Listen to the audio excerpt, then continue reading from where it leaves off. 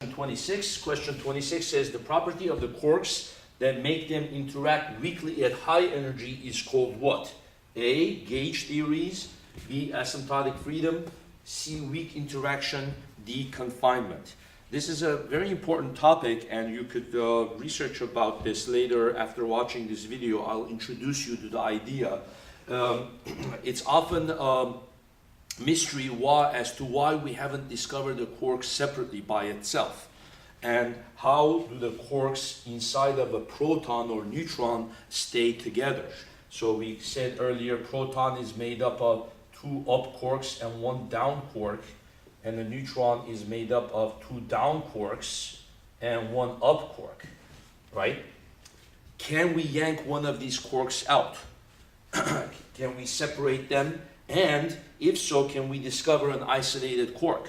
Well, this concept, the answer to this, by the way, the property of quarks that make them interact weakly, is called B.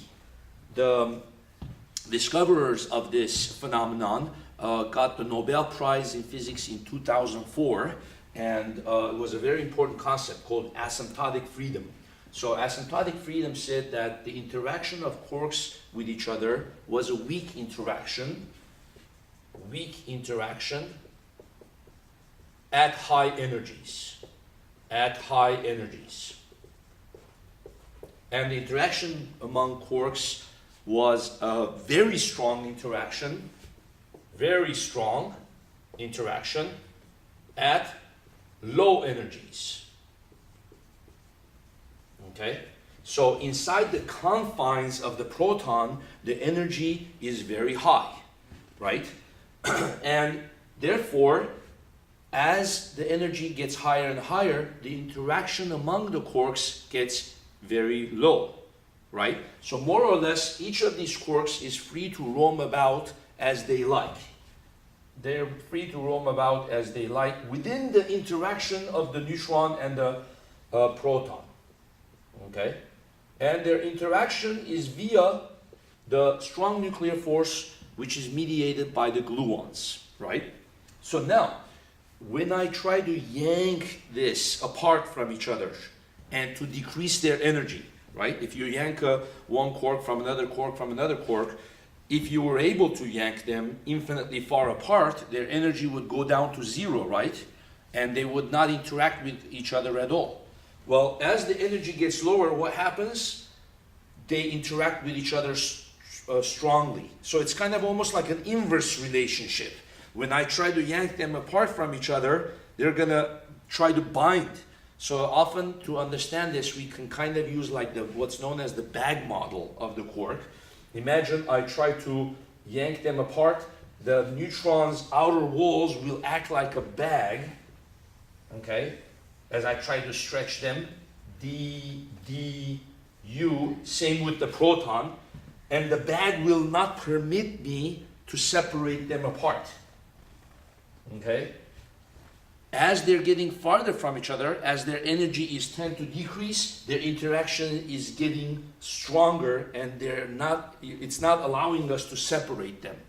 If you were somehow to be able to separate them, it would take so much energy for you that quark would actually divide up and make a meson,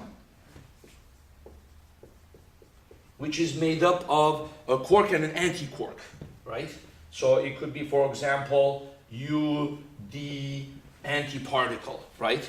So in other words, the energy that it takes for you to yank them apart is so high that it is greater than the energy that it takes to make a particle-antiparticle pair, right? So the single quark that you thought you could isolate turns into a meson, which is a combination of 2 quarks. So therefore, you could never isolate a single quark by itself, right? So as they're getting closer together, their interaction gets weaker, and they are able to freely roam inside of the confines of the proton and neutron. So this concept of asymptotic freedom leads to the what? The confinement of quarks. So the confinement itself is not a wrong concept. The quarks are confined inside of the proton and neutron, but why are they confined inside of that? they're confined because of asymptotic freedom. C says weak interaction. No, it's not called weak interaction. The official term is asymptotic freedom. The gauge theory is the overall theory to explain this. The gauge theory is overall the concept of our understanding of fields and how fields work, right?